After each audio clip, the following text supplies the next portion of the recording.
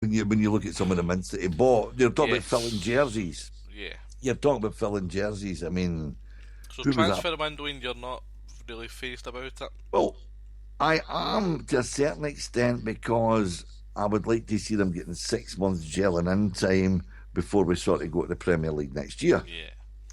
So I also think, Tavernier went off the boil a wee bit. Cotton went off the boil, but we persevered. They've worked their way through their slump, but there is no competition for places.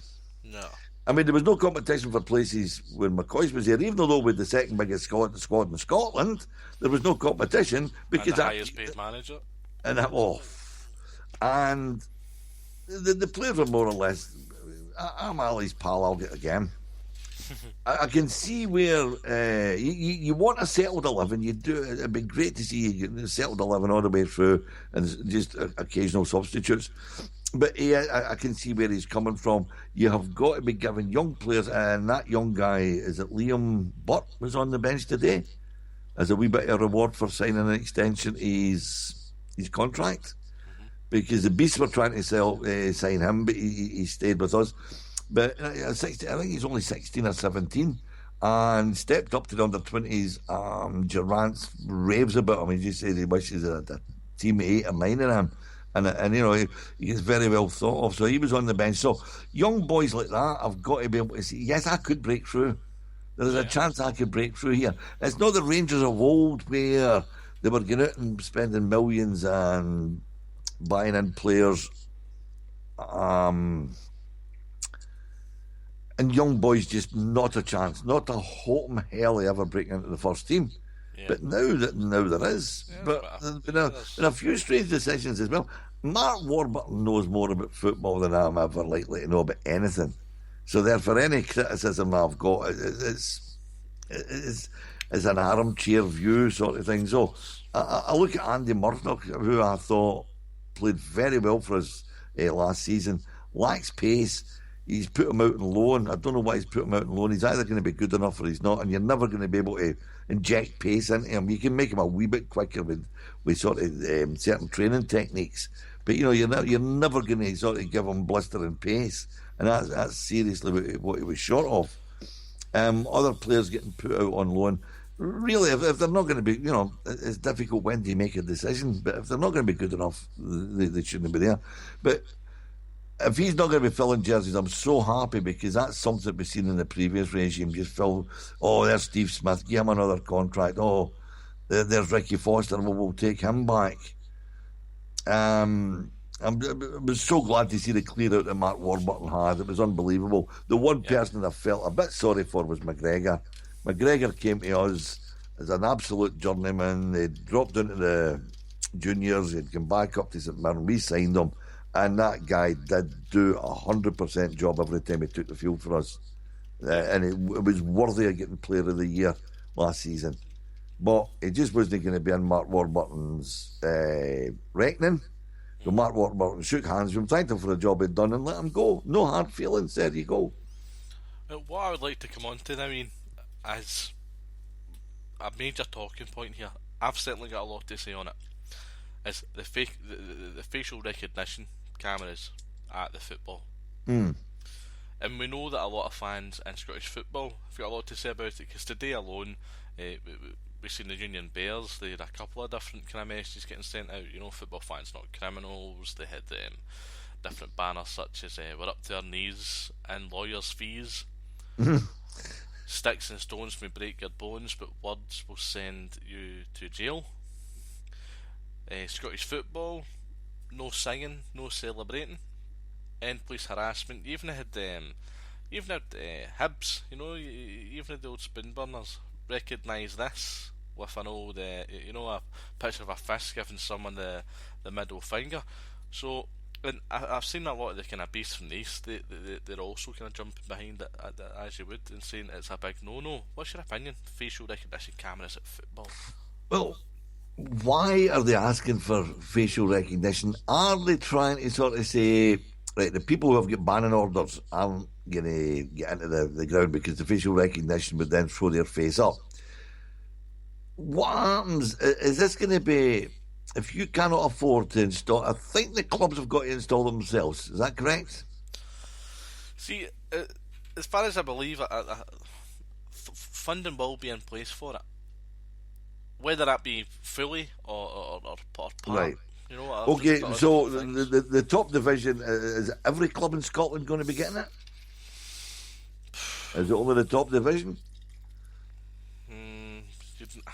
To be fair, To be fair, mate, I'd expect it to just be the top.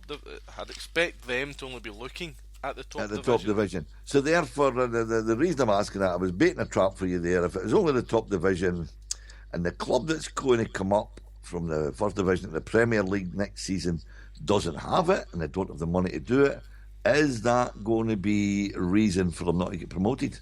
As was the Falkirk situation with Motherwell, the Falkirk situation with Aberdeen, and things like that. Would this just be another, Dundee United's got it, so therefore Dundee United won't get demoted because we can't allow so-and-so to be promoted? Yeah. It's another piece of... It's a knee-jerk reaction, and I don't see, for the cost, I really don't see what the problem is. I mean, what trouble is there at football nowadays compared to what there was years ago? None. To be fair, none.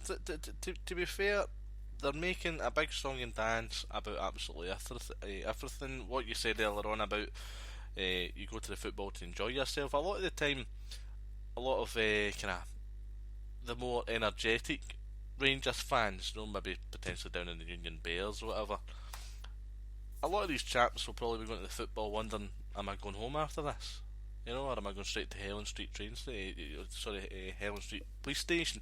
Yeah.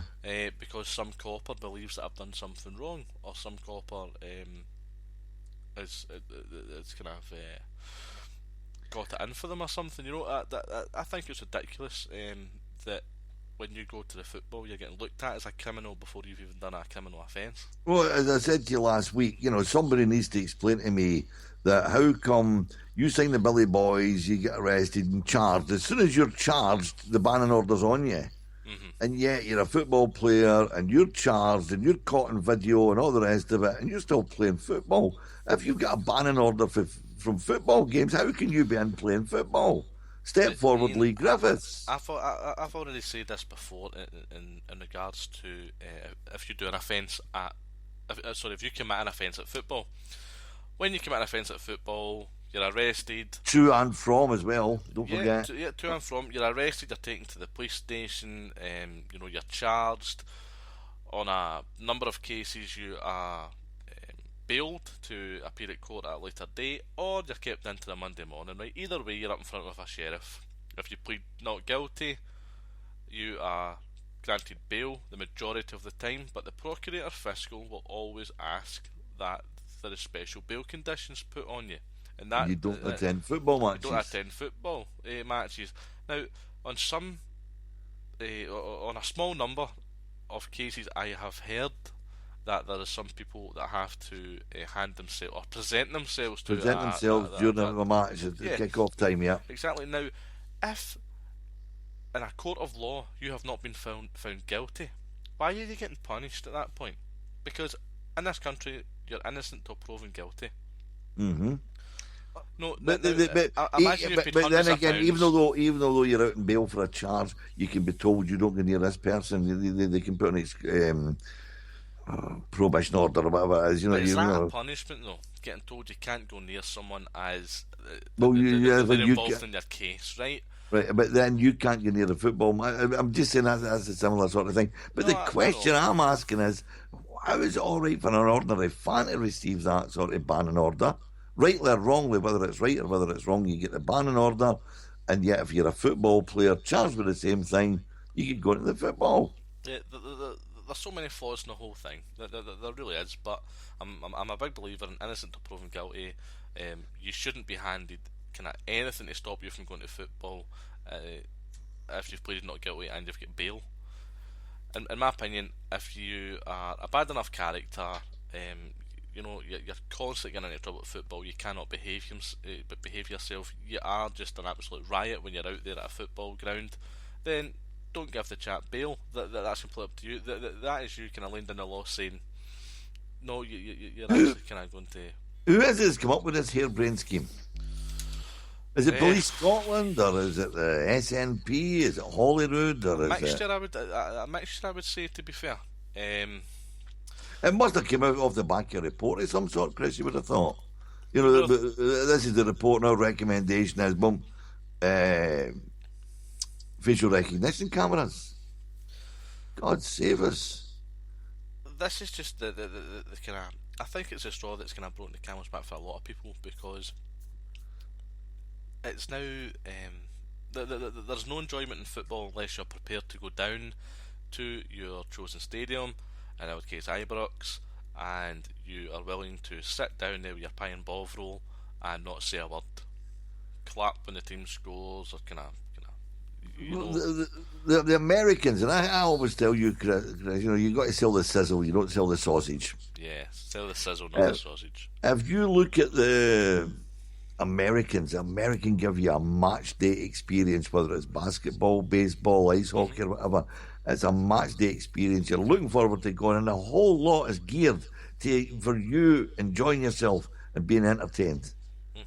To the standard of the food, to the drinks, to the sort of seating arrangements, to your proximity to the fans, and being able to, they've always got the fans out signing baseballs and things like that. And they're just generally getting the razzmatazz going.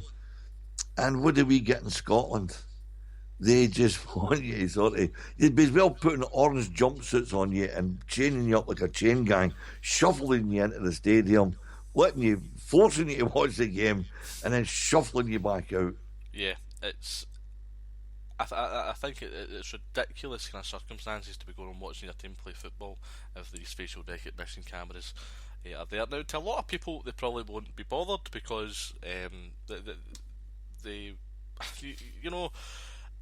I believe there is a lot of people that they won't be fazed about these cameras coming in because it won't affect them in any way at all, which is so would you reckon 95% of the support? So therefore this facial recognition is just to sort of police 5%, and we're saying 5%, it's probably nothing like 5%, 5% of the support.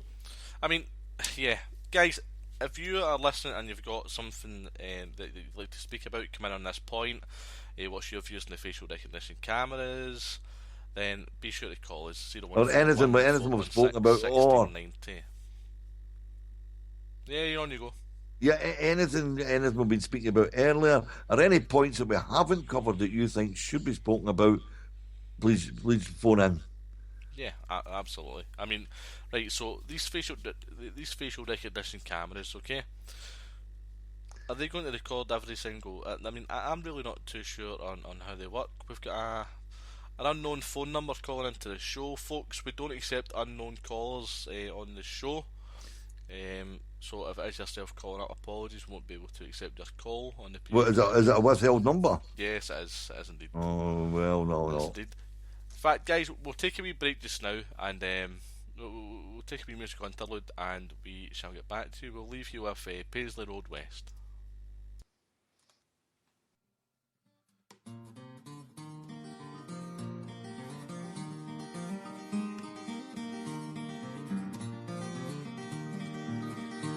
Ever since I recall, I have followed football, and ingrained in my heart are the Rangers FC.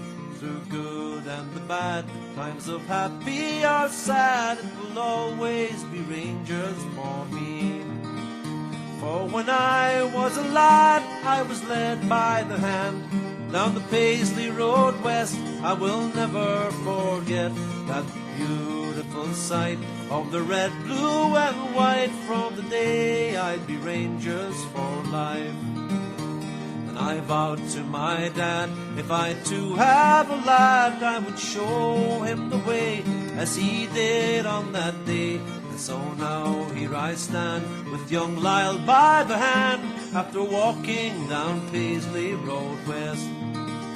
For when I was a lad, I was led by the hand down the Paisley Road West. I will never forget that beautiful sight of the red, blue and white. From that day I'd be Rangers for life.